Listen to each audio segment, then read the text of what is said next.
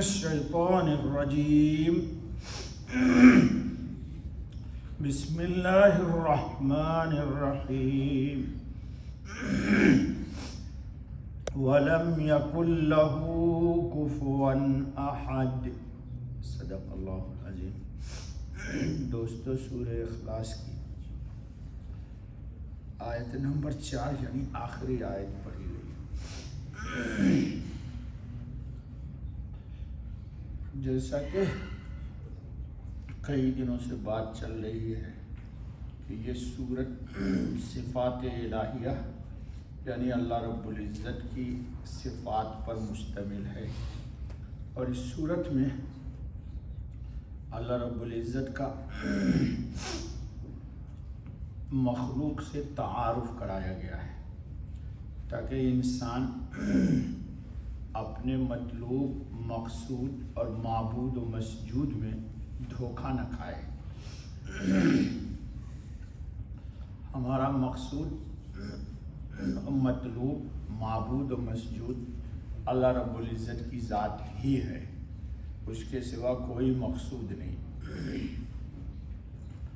اور انبیاء علیہ الصلاۃ والتسلیم کی پوری تعلیمات کا ماحصل یہی ہے کہ انسان کے دل میں تمام مخلوق کی عظمت نکل جائے اور اللہ کی احدیت اور عظمت کا سکہ جم جائے۔ اسی لیے آپ سنتے رہتے ہیں کہ جس نے موت کے وقت لا الہ الا اللہ پڑھ لیا دخل الجنہ، وہ جنت میں جائے گا۔ کیوں؟ کہ اس نے پوری دنیا کی الوہیت کا، ربوبیت کا انکار کر دیا اور ایک اللہ کی وحدانیت کا اقرار کر لیا۔ اللہ تعالیٰ یہ کلمہ ہم سب لوگوں کی زبان پر موت کے وقت جاری کر دے۔ پہلے بھی بتایا تھا دوستو کہ حضرت مجدد الفسانی سید احمد سرہندی جو بہت اونچے درجے کے کبار اولیاء ہیں، انہوں نے کہا کہ یہ زندگی میں جتنے بھی اعمال ہیں، اوراد، وظائف، یہ سب کا ماحصل یہ ہے کہ یہ قیمتی کلمہ موت کے وقت جب انسان بے بس ہوتا ہے، اللہ کے فضل سے اس وقت اس کی زبان پر یہ کلمہ جاری ہو جائے اور اللہ جاری بھی کر دے۔ بہرحال دوستو، اس صورت میں اللہ رب العالمین آخری آیت میں کیا فرما رہے ہیں؟ کل کے درس میں آیا تھا کہ لم یلد ولم یولد، جی پہلے آیا تھا کہ کوئی پڑھتے پڑھتے بلندی میں، صفات میں، بزرگی میں کتنے اونچے مقام پہ چلا جائے لیکن وہ اللہ کے مقام تک نہیں پہنچ سکتا، ایک بات۔ اور اللہ رب العالمین کی شان یہ ہے کہ اس کو نیچے اتار کے مخلوق کے ساتھ بھی کسی کو جوڑنے کی اجازت نہیں ہے، ایک بات۔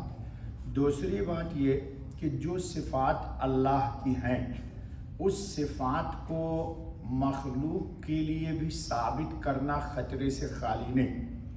جی اللہ تعالیٰ نے قرآن میں بار بار کہا ہے، اور جو لوگ منزل پڑھتے ہیں وہ روزانہ اس آیت کو بعد میں پڑھتے ہوں گے، یہ آیات منجیات میں ہے کہ وَإِن يَمْسَسْكَ اللَّهُ بِضُرٍّ فَلَا كَاشِفَ لَهُ إِلَّا هُوَ،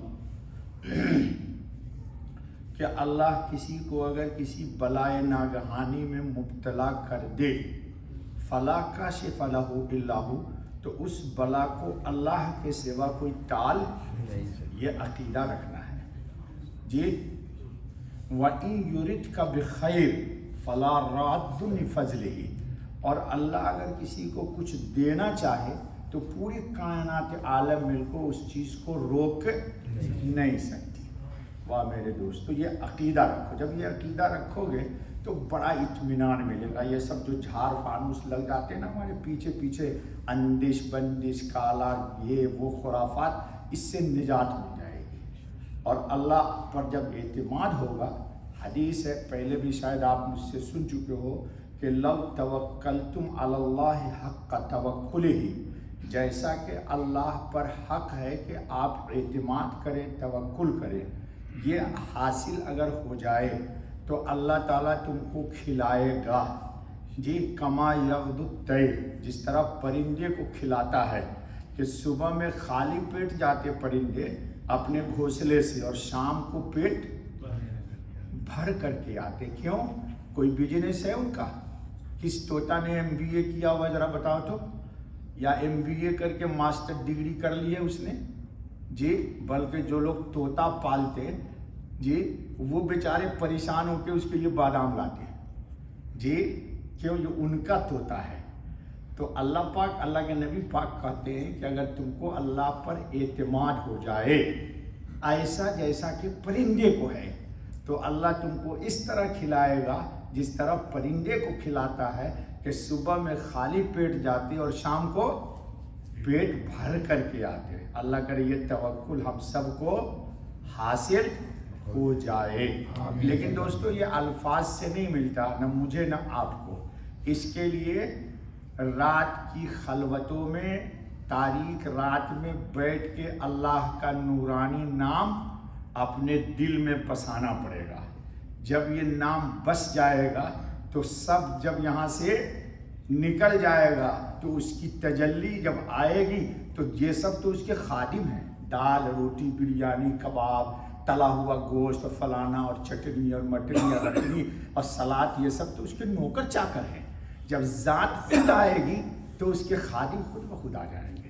بس سمجھنے کا پھیر ہے دوستو جی. لیکن شرط یہ ہے جی، شرط یہ ہے کہ اس کے نام کو یہاں بسانا پڑے گا جی. اللہ کرے کہ یہ بس جائے میرے اندر بھی، آپ کے اندر. چلو، جب وہ آتا ہے نا تو خود صفائی بھی کر لیتا ہے جی. بادشاہ جب کہیں جانے کا پروگرام بنتا ہے تو بلدیہ والے بھیج دیتے پہلے صفائی والے کو، جا بوسانے والے جا جلدی صفائی کر لے، پانی کا چھڑکاؤ کر لے، یہ کر لے، وہ کر لے، وہ کر لے، وہ کر لے. پھر اس کی شان کے مناسب کرسی بھی آتی ہے، بستر بھی آتے ہیں، سارے جاہ و حشم آتے ہیں، پھر بعد میں وہ آ جاتا ہے. لیکن شرط ہے اس کو بسانے کی نیت ہو دوستو. چلو، اللہ کے برابر کا کوئی نہیں. علامہ عثمانی کیا لکھتے، بہت پیاری بات. جب اس کے جوڑ کا کوئی نہیں تو جوڑو یا بیٹا کہاں سے آ گیا اس کے؟ بھائی بیوی برابر کیوں ہونی چاہیے نا بھائی جی. اب بیٹا بھی اس کے یہ تو کوئی ہے ہی نہیں. اس جملہ میں ان اقوام کا رد ہو گیا جو اللہ کی کسی صفت میں کسی مخلوق کو اس کا ہمسک ٹھہراتے ہیں.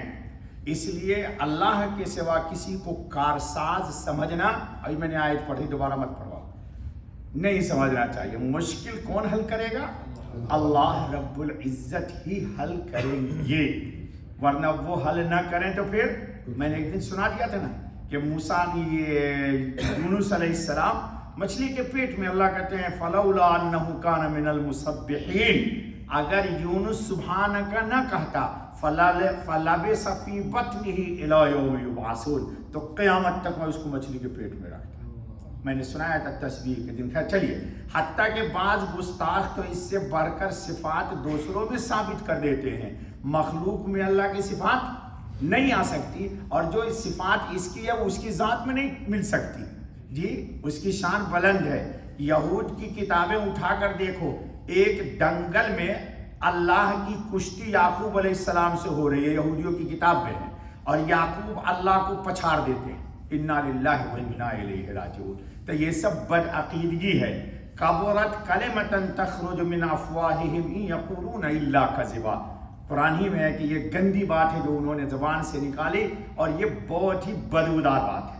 اس کے بعد علامہ عثمانی نے بڑی زبردست دعا کی ہے، میں پڑھتا ہوں اور اللہ ہم سب کے حق میں قبول کر لے.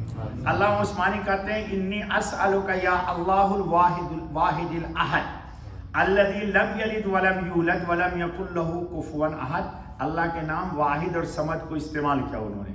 ان تغفر لی کہا، ہم کہتے ہیں ان تغفر لنا، اللہ ہم سب کی مغفرت کرتے ہیں، ذنوبنا ہمارے گناہوں کو، انک انت الغفور الرحیم. اب سنو، حدیث کے اندر ہے کہ اللہ رب العالمین نے انسان سے ایک شکایت کی ہے. کیا شکایت کی ہے؟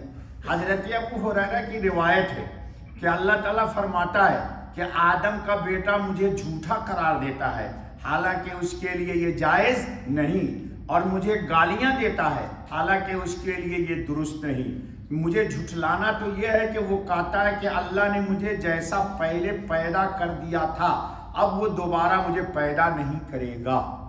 دوبارہ پیدا کرے گا نہیں کرے گا؟ تو یہ نہ ماننا یہ کس کا؟ ملحدین کا عقیدہ ہے کہ بس ہو گئے، زندہ پیدا ہو گئے، کھا پیو موج مستی کرو، کوئی مولا مولوی کی بات مانو، دوبارہ ہم نہیں آئیں گے۔ یہ اللہ کو جھٹلانا ہے۔ حالانکہ پہلے مرتبہ کا پیدا کرنا یہ دشوار تھا، اب پیدا کر کے پھر اس کو اٹھا دینا یہ تو بہت آسان ہے۔ گالی یہ دیتا ہے کہ وہ کہتا ہے کہ اللہ نے اپنے لیے اولاد اختیار کیا، یہ اللہ کی شان میں گالی ہے، لا حول ولا قوۃ الا باللہ۔ حالانکہ وہ واحد ہے اور محتاج نہیں، نہ والد ہے اور نہ اس کا کوئی بیٹا ہے، اس لیے اللہ کے لیے کسی کو اولاد بھی نہیں بنا۔ اب سنو، سورت ختم ہو رہی۔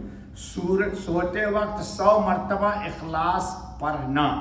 سنو یہ روایت ترمذی کی، حضرت انس رضی اللہ تعالیٰ عنہ کی روایت ہے کہ رسول اللہ خاتم النبی صلی اللہ علیہ وسلم نے فرمایا کہ جو شخص سوتے وقت دائیں کروٹ پر لیٹ کر رائٹ قل هو اللہ احد 100 بار پڑھتا ہے، قیامت کا دن ہوگا تو پروردگار عالم اس سے فرمائے گا میرے بندے اپنی داہنی جانب سے جنت میں داخل ہو جا۔ تو انشاءاللہ کوشش کریں گے نا؟ ارے یار انگلی کٹا کے شہید ہو جائے ایک دن تو پہلے ہو جائے۔ سنو، روایت میں ہے کہ رسول اللہ خاتم النبیین صلی اللہ علیہ وسلم نے فرمایا کہ جو شخص روز 100 بار قل هو اللہ احد پڑھتا ہے، 2-3 منٹ لگتا دوستو، 2-3 منٹ سے زیادہ نہیں لگتا، اس کے 50 سال کے گناہ مٹا دیے جاتے ہیں۔ کتنے سال کے؟ 50۔ اللہ اکبر۔ اللہ تعالی ہم سب کو عمل کی توفیق عطا فرمائے۔ بس دوستو انشاءاللہ کل سورہ فلق شروع کریں گے، جتنے بھی فضائل بیان کیے گئے اللہ اس پر ہمیں عمل کی توفیق عطا فرمائے۔ اس سورت کو اپنی نماز میں ضرور پڑھا کیجیے تاکہ اس سورت سے اللہ کی توحید و وحدانیت سے محبت ہو جائے۔ بس دوستو